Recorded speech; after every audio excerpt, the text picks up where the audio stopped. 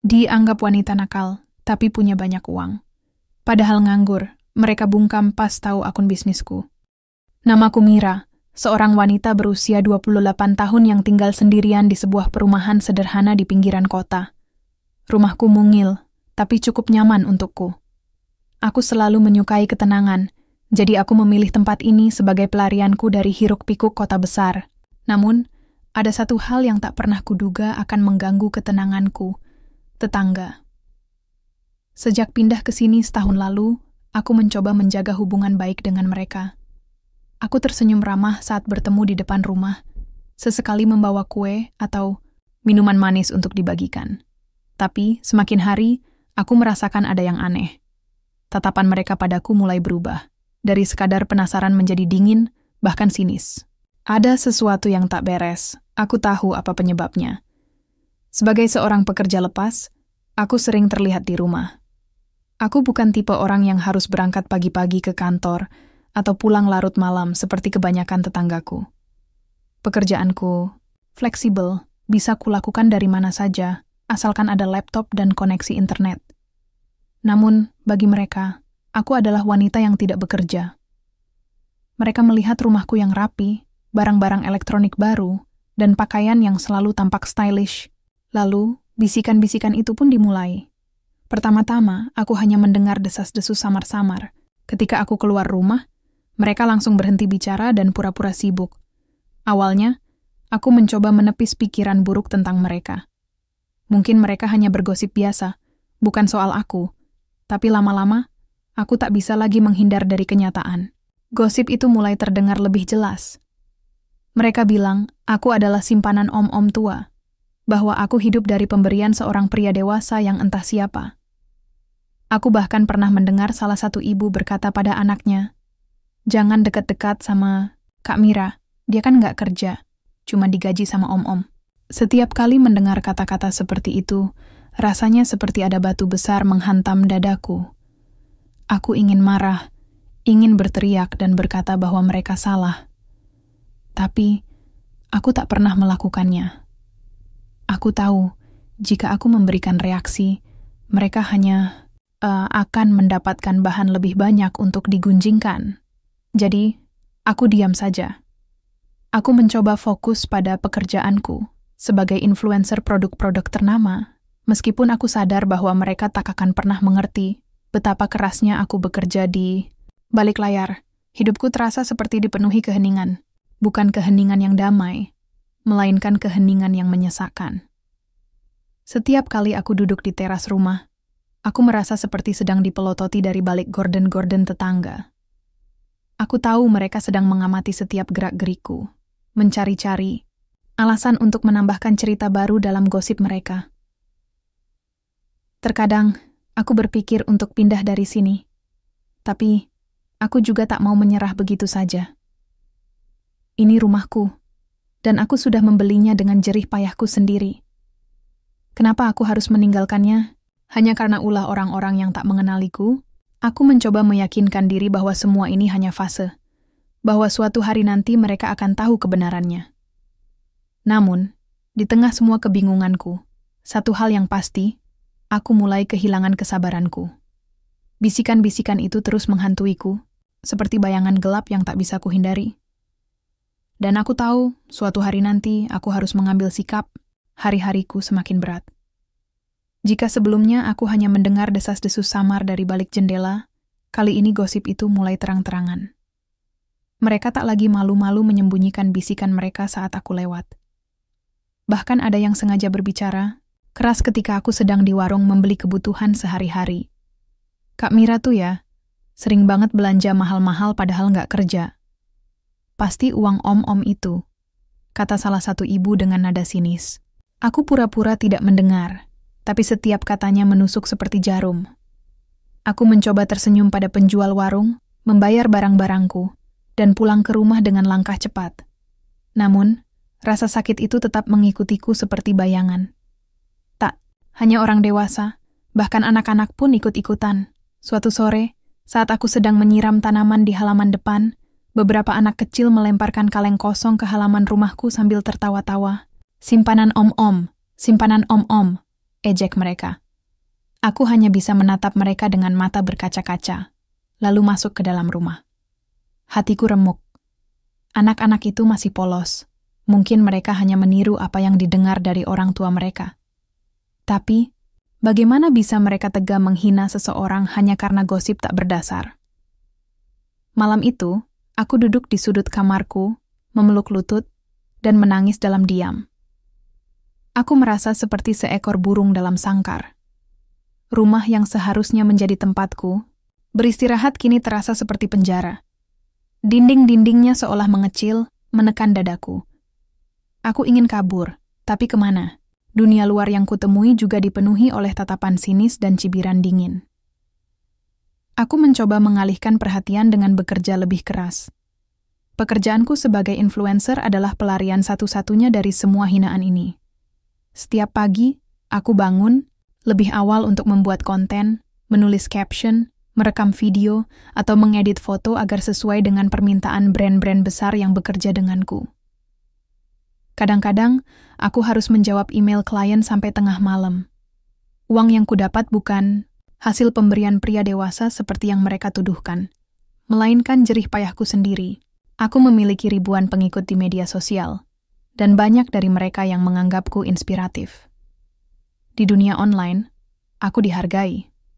Tapi di komunitas kecil ini, aku hanyalah seorang wanita tanpa pekerjaan yang pantas disanjung. Namun, meski aku mencoba fokus pada pekerjaan, gosip itu tetap menghantuiku. Ada hari-hari ketika aku merasa benar-benar lelah. Lelah membuktikan kepada diri sendiri bahwa aku baik-baik saja. Lelah berpura-pura tak peduli pada bisikan mereka. Aku mulai bertanya-tanya, apakah aku akan selamanya hidup seperti ini? Apakah mereka tak pernah bosan mengolok-olokku? Suatu sore, aku duduk di teras rumah, memandangi langit senja yang mulai memerah. Pikiranku melayang pada masa lalu. Dulu, sebelum pindah ke sini, aku begitu percaya diri dengan pencapaianku. Aku bangga bisa membangun karier dari nol, menjadi influencer yang diakui oleh banyak brand ternama. Tapi sekarang, semua itu terasa sia-sia. Kenapa usahaku tak dihargai oleh orang-orang di sekitarku? Malam itu, aku memutuskan untuk menulis di jurnal harianku. Ini adalah satu-satunya cara untuk mencurahkan isi hatiku, tanpa harus khawatir dinilai oleh orang lain. Kutuliskan semua rasa kesalku, semua kekecewaanku, terhadap tetangga yang tak mengenalku sama sekali. Aku juga menuliskan janji pada diri sendiri, suatu hari nanti, aku akan membuktikan pada mereka bahwa mereka salah. Aku akan menunjukkan siapa diriku yang sebenarnya, meskipun aku belum tahu caranya. Namun, satu hal yang pasti, aku tak akan membiarkan mereka menghancurkanku. Aku harus tetap kuat, meskipun dunia di sekitarku tampak semakin gelap. Aku harus bertahan. Pagi itu, aku bangun dengan perasaan berat. Mataku masih terasa bengkak karena semalaman menangis dalam diam. Namun, ketika matahari mulai muncul di balik tirai, aku mencoba menguatkan diri. Aku tahu, hari ini adalah hari lain yang harus kuhadapi, meski dunia di luar sana terasa semakin dingin dan kejam. Aku duduk di depan laptopku, membuka folder-folder pekerjaan yang belum selesai. Di layar monitor, ada ratusan email dari brand-brand ternama yang meminta kerja sama denganku. Ada permintaan untuk review produk kosmetik, pakaian, hingga alat elektronik. Beberapa di antaranya bahkan sudah mentransfer uang muka. Semua ini adalah bukti nyata bahwa aku bekerja keras, bahwa aku bukan simpanan om-om seperti yang mereka tuduhkan. Namun, ironisnya, tak satu pun tetanggaku yang tahu tentang ini. Bagi mereka, pekerjaan influencer adalah sesuatu yang abstrak, tidak jelas, dan mungkin hanya sekadar hobi. Mereka tak bisa melihat usaha di balik setiap postingan yang kuunggah di media sosial. Mereka tak tahu bagaimana aku harus mempelajari detail produk, membuat konten yang menarik, dan membangun hubungan baik dengan klien. Mereka hanya melihat hasil akhirnya. Aku yang sering berada di rumah, menggunakan barang-barang mahal, dan tampak santai tanpa harus pergi ke kantor. Aku tersenyum miris. Jika saja mereka tahu betapa kerasnya aku bekerja, mungkin mereka akan malu pada diri sendiri. Setiap pagi, aku mulai bekerja dengan membuat daftar tugas harian. Kadang-kadang, aku harus mereview produk-produk baru yang dikirimkan oleh brand. Lalu aku mengambil foto atau merekam video dengan pencahayaan yang tepat agar hasilnya terlihat profesional. Proses editing memakan waktu berjam-jam, mencocokkan warna, memotong video, menambahkan efek, hingga menulis caption yang menarik, tapi tetap relevan dengan target audiens. Tak hanya itu, aku juga harus menjawab komentar pengikut di media sosial, berinteraksi dengan mereka, dan memastikan bahwa brand merasa puas dengan hasil kerjaku. Ada kalanya aku harus berganti-ganti kostum hanya untuk satu sesi pemotretan, atau mengulang-ulang rekaman video karena hasilnya kurang sempurna. Bahkan saat semua orang tidur, aku masih sibuk menyelesaikan deadline yang menumpuk. Namun, semua jerih payah itu hanya terlihat oleh orang-orang di dunia online. Di dunia nyata, aku hanyalah seorang wanita yang tidak bekerja. Tetangga-tetanggaku tak pernah melihatku berkeringat di depan laptop selama berjam-jam, atau mendengar suara keyboard yang tak henti-hentinya diketik larut malam. Mereka hanya melihatku keluar rumah dengan pakaian rapi, atau melihat barang-barang baru yang kubeli secara online. Dan dari situ, mereka langsung membuat asumsi sendiri. Suatu siang, aku sedang merekam video untuk sebuah brand kosmetik di halaman belakang rumah. Aku memilih tempat ini karena pencahayaannya bagus, dan suasana tenang membuatku lebih fokus. Tapi, tiba-tiba aku mendengar suara langkah kaki mendekat. Aku menoleh dan melihat salah satu tetangga, Bu Santi, sedang berdiri di pagar rumahnya, menatapku dengan pandangan aneh. "Kak Mira lagi ngapain tuh? Kok banyak-banyak barang kayak mau syuting gitu?" Katanya dengan nada menyindir. Ia bahkan tak ragu memanggil beberapa tetangga lainnya untuk melihatku. Aku merasa wajahku memanas. Aku mencoba tersenyum tipis lalu berkata, "Lagi bikin konten aja, Bu." "Bikin konten? Itu kan cuma ngepost foto-foto doang, ya kan? Nggak susah-susah amat kayak kerja kantoran," jawabnya dengan nada sinis, disambut tawa kecil dari tetangga lainnya. Aku hanya bisa diam. Menjelaskan kepada mereka rasanya seperti berbicara kepada tembok. Mereka tak akan mengerti, bahkan jika aku memberikan penjelasan panjang lebar. Saat itu, aku sadar bahwa aku tak bisa mengubah cara pandang mereka. Mereka sudah terlalu yakin dengan asumsi mereka sendiri. Yang bisa kulakukan hanyalah terus bekerja, terus membuktikan pada diriku sendiri bahwa aku berharga. Meskipun mereka tak pernah melihat usahaku, aku tahu bahwa aku melakukan sesuatu yang bermakna. Namun, di balik senyumanku yang dipaksakan, api kemarahan mulai menyala di hatiku. Kenapa aku harus membiarkan mereka merendahkan aku seperti ini? Kenapa aku harus diam saja dan membiarkan mereka menyebarkan gosip tanpa dasar? Aku mulai berpikir, mungkin sudah waktunya aku melawan. Bukan dengan cara kasar, tapi dengan cara yang akan membuat mereka sadar betapa salahnya mereka. Malam itu, setelah selesai bekerja, aku duduk di depan laptop, memandangi bukti transfer dari beberapa brand besar yang bekerja denganku. Angka-angka, itu adalah bukti nyata bahwa aku bukanlah apa yang mereka tuduhkan. Aku tersenyum tipis, lalu menyimpan print out bukti transfer tersebut di laci meja. Suatu hari nanti, aku akan menunjukkannya pada mereka. Suatu hari nanti, aku akan membuat mereka menelan kata-kata mereka sendiri. Hari itu, dunia serasa runtuh di atas pundakku. Semua tekanan yang selama ini kusimpan rapat-rapat akhirnya mencapai puncaknya. Aku tak bisa lagi menahan semua rasa sakit, kekecewaan, dan kemarahan yang mengendap dalam hatiku. Semua dimulai ketika Bu Santi, tetangga yang selalu menjadi biang gosip, mengunjungi rumahku dengan wajah sok ramah. "Kak Mira, ada waktu nggak? Mau ngobrol sebentar?" Katanya sambil tersenyum manis, meskipun aku tahu senyum itu palsu.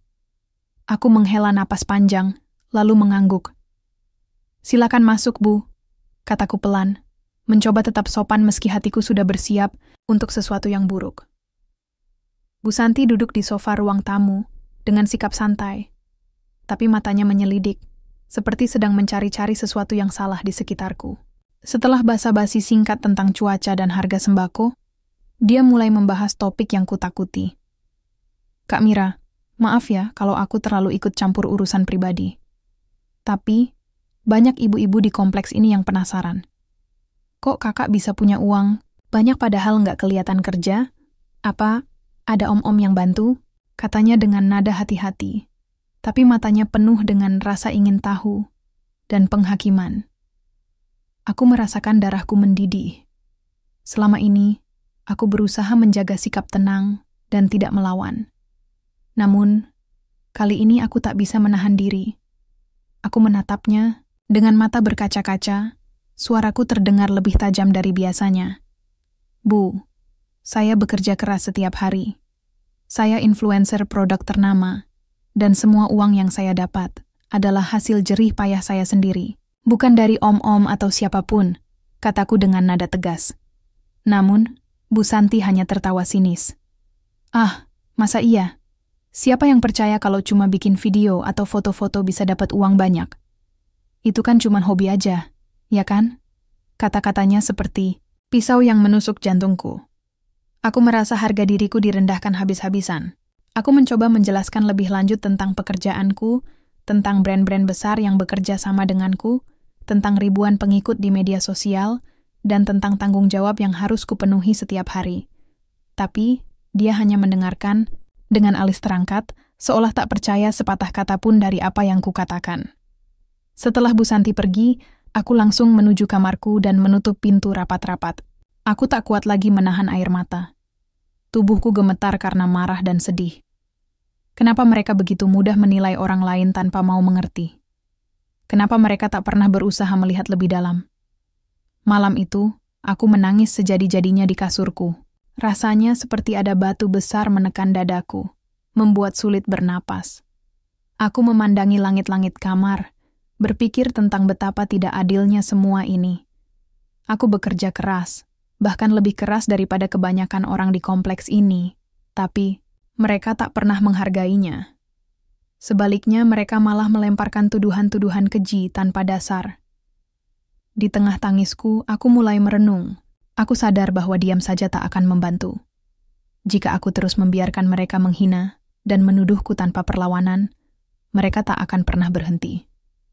Aku harus melakukan sesuatu yang akan membuat mereka sadar betapa salahnya mereka. Esok paginya, aku bangun dengan tekad baru. Aku tak akan lagi membiarkan mereka menggilas harga diriku. Aku memutuskan untuk mengumpulkan semua bukti tentang pekerjaanku. Bukti transfer dari brand-brand ternama, email kerjasama, hingga screenshot testimonial dari klien-klien yang puas dengan hasil kerjaku. Aku juga mulai merekam pembicaraan mereka yang menggosipkanku, menggunakan aplikasi perekam suara di ponselku. Aku tahu ini mungkin terdengar ekstrim, tapi aku tak peduli. Aku muak dengan perlakuan mereka, dan aku ingin mereka tahu akibat dari tindakan mereka. Aku tersenyum dingin saat memikirkan rencanaku. Mereka akan tahu bahwa aku bukanlah wanita lemah yang bisa mereka rendahkan seenaknya. Mereka akan melihat kebenaran, meskipun itu menyakitkan bagi mereka. Matahari mulai terbit, dan aku bangun dengan semangat yang belum pernah kurasakan selama berbulan-bulan. Kemarin, aku merasa seperti seekor burung dalam sangkar, terjebak oleh gosip dan tuduhan tanpa dasar. Tapi hari ini, aku merasakan api baru menyala di dalam diriku, api untuk melawan, untuk membela harga diriku sendiri. Aku tak akan lagi membiarkan mereka menyeret namaku ke lumpur tanpa konsekuensi. Pertama-tama, aku mengumpulkan semua alat yang kubutuhkan. Aku mencetak bukti transfer dari brand-brand ternama yang bekerja sama denganku. Setiap lembaran itu adalah bukti nyata bahwa aku bukan simpanan om-om seperti yang mereka tuduhkan. Ada nama-nama besar di sana, brand kosmetik internasional, produk elektronik mahal, hingga label fashion ternama. Angka-angka di slip transfer itu lebih dari cukup untuk membungkam mulut-mulut mereka yang penuh prasangka. Selain itu, aku juga mencetak screenshot email kerjasamaku dengan para klien. Ada detail tugas yang harus kulakukan, deadline yang ketat, hingga persyaratan yang harus kupenuhi agar hasil pekerjaanku sesuai dengan ekspektasi mereka. Semua dokumen itu kutata rapi di sebuah folder tebal. Aku tersenyum tipis saat melihatnya. Ini adalah senjata utamaku. Tapi aku tak berhenti di situ. Aku tahu, hanya bukti transfer mungkin tak cukup untuk membuat mereka benar-benar sadar. Mereka butuh sesuatu yang lebih konkret. Sesuatu yang bisa membuat mereka merasa malu atas apa yang telah mereka lakukan. Jadi, aku mulai merekam pembicaraan mereka yang menggosipkanku. Aku menggunakan aplikasi perekam suara di ponselku. Meletakkannya di saku atau tas saat aku sedang berada di dekat mereka. Awalnya, aku ragu apakah ini langkah yang tepat. Namun, semakin sering aku mendengar kata-kata menyakitkan mereka, semakin yakin aku bahwa ini adalah hal yang harus kulakukan. Setiap kali mereka berbisik tentangku di warung, di pertemuan warga, atau bahkan di depan rumahku sendiri, aku diam-diam merekam semuanya. Suara-suara mereka yang sinis, cemoohan mereka, bahkan ejekan anak-anak yang didorong oleh orang tua mereka. Semua itu terekam jelas dalam file audio di ponselku. Setiap kali aku mendengarkannya ulang, aku merasa campuran antara marah dan sedih, tapi juga ada kepuasan tersendiri. Mereka akan tahu akibat dari ucapan-ucapan mereka. Namun, rencana ini tak hanya soal balas dendam. Aku ingin mereka belajar sesuatu dari semua ini. Aku ingin mereka sadar bahwa menilai orang lain berdasarkan asumsi tanpa dasar adalah tindakan yang salah. Aku ingin mereka merasakan betapa sakitnya menjadi korban prasangka buruk. Aku juga mulai mempersiapkan momen yang tepat untuk memperlihatkan semua bukti itu kepada mereka. Aku tahu, jika aku hanya menunjukkannya secara pribadi pada 1 atau 2 orang, dampaknya tak akan terlalu besar. Aku membutuhkan audiens yang lebih luas. Audiens yang akan membuat mereka merasa benar-benar malu. Maka, aku memutuskan untuk menunggu pertemuan warga mingguan, acara rutin di kompleks perumahan di mana hampir semua tetangga berkumpul. Itulah kesempatanku. Beberapa hari sebelum pertemuan itu, aku mencoba menjaga sikap biasa saja. Aku tak ingin mereka curiga bahwa aku sedang menyusun rencana besar. Aku masih tersenyum ramah saat bertemu mereka di pagi hari. Meskipun di dalam hati aku sudah tak sabar untuk menghadapi mereka. Aku tahu saat itu akan datang, dan aku siap. Namun, ada satu hal yang terus menggangguku selama proses ini, rasa bersalah. Bukan karena apa yang kulakukan, melainkan karena bagaimana cara mereka akan bereaksi nanti. Apakah mereka akan merasa malu? Apakah mereka akan meminta maaf? Atau justru akan semakin benci padaku? Aku tak tahu. Tapi satu hal yang pasti, aku tak bisa mundur lagi. Aku sudah terlalu lelah dengan semua ini. Aku harus melakukannya demi harga diriku sendiri. Malam sebelum pertemuan warga, aku duduk di depan laptop, memandangi folder berisi bukti-bukti dan rekaman-rekaman suara. Aku merasa tegang, tapi juga lega. Besok, semuanya akan berubah. Aku akan membuka mata mereka, dan tidak peduli apapun reaksinya, aku tahu aku sudah melakukan yang terbaik untuk membela diriku. Hari yang kutunggu-tunggu akhirnya tiba. Pertemuan warga mingguan diadakan di Balai RW, tempat biasa kami berkumpul untuk membahas masalah-masalah lingkungan atau acara komunitas. Aku datang lebih awal, memastikan diriku duduk di kursi yang strategis, dekat dengan meja panitia agar aku bisa memproyeksikan semua bukti nanti. Jantungku berdebar kencang, tapi aku mencoba menenangkan diri. Ini adalah momen yang sudah lama kusiapkan, dan aku tak boleh mundur sekarang. Satu persatu tetangga mulai berdatangan. Ada Bu Santi yang selalu menjadi biang gosip, Pak Dedi yang suka ikut-ikutan bicara tanpa berpikir, dan beberapa ibu-ibu lainnya yang sering melihatku dengan tatapan sinis. Mereka tampak santai, tertawa dan bercanda seperti biasa, seolah tak ada beban apapun di pikiran mereka. Melihat mereka begitu tenang membuat darahku semakin mendidih.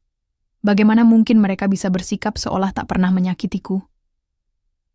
Pertemuan dimulai dengan agenda rutin, laporan keuangan kas RT, rencana acara ulang tahun kompleks, hingga pembicaraan tentang keamanan lingkungan. Selama sesi ini, aku hanya diam, mengamati mereka sambil sesekali mencatat hal-hal penting di buku kecil milikku. Aku tahu, saat yang tepat akan datang setelah semua pembahasan resmi selesai, saat mereka mulai bercengkerama dan membicarakan hal-hal ringan. Dan benar saja, setelah rapat resmi selesai, suasana mulai berubah. Bu Santi tiba-tiba angkat bicara, sambil tersenyum tipis padaku. Ngomong-ngomong soal keamanan kompleks, kita juga harus hati-hati sama orang-orang yang tinggal di sini ya. Ada yang kelihatan nggak kerja tapi banyak uang kan jadi pertanyaan tuh. Takutnya nanti ada masalah. Aku merasakan darahku mendidih mendengar kata-kata itu. Sekaranglah saatnya. Aku bangkit dari kursiku, menatapnya dengan pandangan dingin. Semua mata langsung tertuju padaku, termasuk Bu Santi yang tampak sedikit terkejut. Dia pasti tak menyangka bahwa aku akan bereaksi. Kalau ibu dan yang lain penasaran dari mana saya dapat uang, kenapa tidak tanya langsung pada saya? Kenapa harus bergosip di belakang? Tantangku dengan nada tegas. Suaraku terdengar lebih kuat dari biasanya, bahkan mungkin lebih keras dari yang kuharapkan. Ruangan langsung sunyi senyap. Semua orang terdiam, tak ada yang berani menjawab. Bu Santi mencoba tersenyum, tapi matanya terlihat cemas. Loh, kok marah sih? Kami kan cuma khawatir, katanya dengan nada sok manis. Aku tersenyum dingin. Khawatir? Atau cuman iri karena saya bisa hidup nyaman tanpa harus bekerja seperti ibu? Saya capek didiskriminasi hanya karena ibu dan yang lain tidak mau mengerti. Ketegangan di ruangan semakin terasa. Beberapa tetangga saling berbisik, tapi tak ada yang berani menatapku langsung. Aku melanjutkan. Besok saya akan tunjukkan semuanya. Besok, ibu dan yang lain akan tahu siapa saya yang sebenarnya. Setelah itu, aku meninggalkan ruangan dengan langkah mantap. Aku bisa merasakan tatapan mereka di punggungku, tapi aku tak peduli. Aku sudah mengucapkan kata-kata yang membuat mereka penasaran, takut, bahkan mungkin merasa bersalah. Sekarang, tinggal menunggu besok untuk memberikan kejutan besar. Malam itu aku kembali mempersiapkan segalanya. Aku memeriksa folder berisi bukti transfer dan email kerjasama, memastikan semuanya rapi dan mudah dipahami. Aku juga memutar ulang rekaman-rekaman suara mereka yang menggosipkanku, memastikan kualitas audionya cukup jelas. Setiap kali aku mendengar suara mereka yang sinis, aku merasa campuran antara marah dan puas. Besok mereka akan mendengarkan semuanya. Namun, di tengah persiapan itu, aku juga merenung. Apakah aku melakukan hal yang benar? Apakah ini akan mengubah cara mereka memandangku? Aku tak tahu pasti. Tapi satu hal yang aku yakini, aku tidak bisa terus hidup dalam bayang-bayang gosip mereka. Aku harus melawan, meskipun aku tak tahu apa hasil akhirnya. Aku tidur dengan perasaan tegang, tapi juga lega. Besok, semuanya akan berubah. Besok, aku akan membuka mata mereka. Hari itu tiba dengan langit yang cerah, tapi suasana di kompleks perumahan terasa lebih tegang dari biasanya. Aku sudah bersiap sejak pagi, memastikan semua alat dan dokumen yang kubutuhkan tersusun rapi. Laptopku sudah terhubung ke proyektor, yang sengaja kupinjam dari teman, dan folder berisi bukti-bukti serta rekaman suara sudah siap diputar. Aku mengenakan pakaian formal, blus putih dan celana hitam, untuk menunjukkan bahwa aku serius dalam pertemuan ini. Hari ini bukan tentang gosip lagi, hari ini adalah tentang kebenaran. Aku membuka pintu rumah dan berjalan menuju balai RW dengan langkah mantap. Beberapa tetangga yang melihatku langsung berbisik-bisik, tapi kali ini aku tak peduli. Aku tahu, mereka penasaran dengan apa yang akan kulakukan setelah ancamanku kemarin. Ketika aku tiba di balai RW, ruangan itu sudah penuh. Semua mata tertuju padaku saat aku masuk, membawa laptop dan folder tebal yang menjadi senjata utamaku. Selamat pagi. Ujarku dengan nada tegas, membuat semua orang terdiam. Kemarin saya bilang akan menunjukkan sesuatu kepada kalian semua. Sekarang, saya ingin kalian duduk diam dan mendengarkan tanpa interupsi. Mereka saling berpandangan, beberapa tampak cemas, beberapa lainnya mencoba pura-pura santai. Aku tak memberi mereka waktu untuk berbicara. Aku langsung membuka laptop dan mulai memproyeksikan layar ke dinding besar di depan ruangan. Hal pertama yang ingin saya tunjukkan adalah ini, kataku, lalu mulai menampilkan satu persatu bukti transfer dari brand-brand ternama. Ada nama-nama besar seperti merek kosmetik internasional, produk elektronik mahal, hingga label fashion yang bahkan mungkin mereka kenal baik. Angka-angka di slip transfer itu cukup besar, ribuan hingga puluhan juta rupiah. Ruangan menjadi sunyi. Mereka semua menatap layar dengan mata terbelalak, tak percaya. Inilah cara saya mendapatkan uang. Bukan dari om-om tua, tapi dari pekerjaan saya sebagai influencer produk-produk ternama. Saya bekerja keras setiap hari, membuat konten, mereview produk, dan menjalin hubungan dengan brand-brand besar ini. Lanjutku dengan nada dingin. Setiap video atau foto yang saya unggah di media sosial adalah hasil kerja keras saya. Tapi kalian hanya melihat saya di rumah, dan langsung membuat asumsi bahwa saya hidup dari pemberian pria dewasa. Beberapa tetangga mulai menundukkan kepala, wajah mereka memerah karena malu. Namun, aku belum selesai. Aku beralih ke slide berikutnya. Screenshot email kerja sama dengan para klien. Ada detail tugas yang harus kulakukan, deadline ketat, hingga persyaratan spesifik yang harus kupenuhi. Aku juga menampilkan jumlah followersku di media sosial, termasuk testimonial dari para klien yang puas dengan hasil kerjaku. Kalau kalian masih ragu, silakan lihat ini, kataku, lalu menampilkan tangkapan layar akun media sosialku. Ribuan pengikut, ratusan komentar positif, dan banyak sekali like di setiap postinganku. Ini adalah dunia pekerjaan saya, dunia yang tidak kalian pahami, tapi kalian seenaknya saja menilai. Namun, kejutan terbesar datang ketika aku memutuskan untuk memutar rekaman suara mereka yang menggosipkanku. Suara Bu Santi, Pak Dedi, dan beberapa tetangga lainnya terdengar jelas di ruangan itu. Mereka yang menyebutku simpanan om-om, mereka yang mengolok-olok pekerjaanku. Bahkan mereka yang menghasut anak-anak untuk melemparkan kaleng kosong ke halaman rumahku.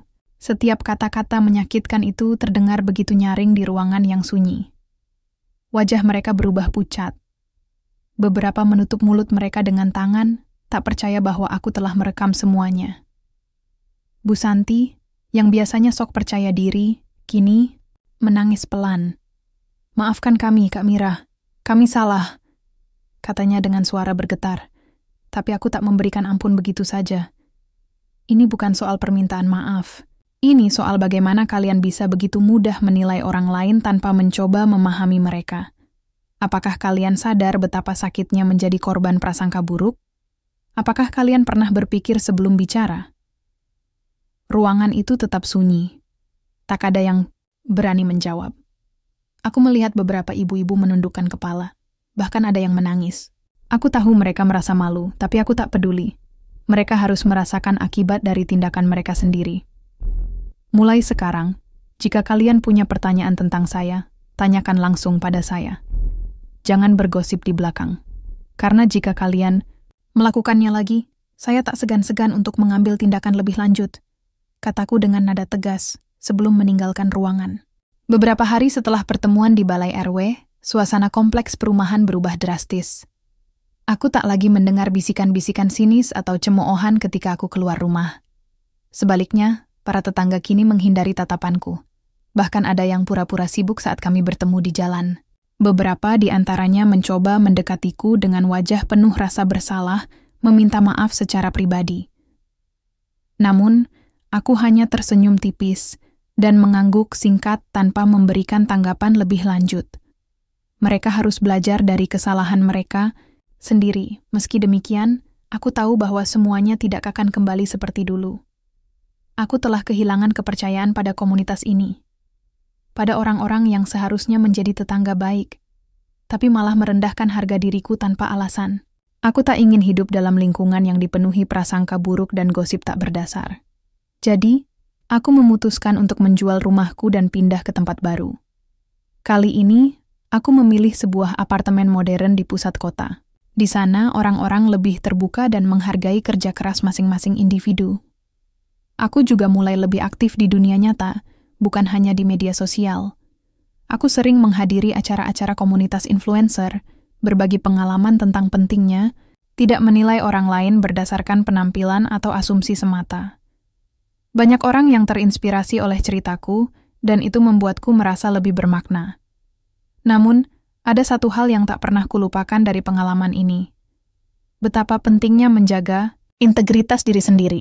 Selama ini, aku mencoba membuktikan kepada orang lain bahwa aku baik-baik saja. Tapi sekarang, aku menyadari bahwa validasi dari orang lain tak seharusnya mendefinisikan siapa diriku. Yang terpenting adalah bagaimana aku melihat diriku sendiri. Aku bangga dengan apa yang telah kucapai, dan aku tak perlu lagi meminta persetujuan dari orang lain.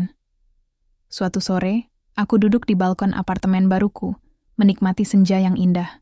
Ponselku berbunyi. sebuah notifikasi dari media sosial. Brand besar yang bekerja sama denganku baru saja mengunggah hasil kolaborasi kita. Ribuan like dan komentar positif langsung membanjiri postingan tersebut. Aku tersenyum, lalu menutup aplikasi. Itu, dunia online adalah tempat di mana aku dihargai, tapi sekarang aku juga merasa damai di dunia nyata. Aku membuka jurnal harianku dan mulai menulis. Hidup ini terlalu singkat untuk membuang waktu memikirkan pendapat orang lain. Aku telah melewati masa-masa terberat dalam hidupku, tapi aku berhasil keluar sebagai pemenang. Aku tak lagi membiarkan kata-kata buruk orang lain menghancurkanku. Sekarang, aku hidup dengan damai, tanpa perlu khawatir tentang bisikan-bisikan keji di belakangku. Karena aku tahu, suara di balik bisikan itu hanyalah ketakutan dan kecemburuan mereka sendiri. Aku menutup jurnal itu, lalu menatap langit yang mulai gelap. Ada bintang-bintang pertama yang mulai muncul, memberi isyarat bahwa malam akan datang dengan tenang. Dan untuk pertama kalinya dalam waktu yang lama, aku merasa lega. Semua beban yang selama ini kupikul akhirnya terangkat.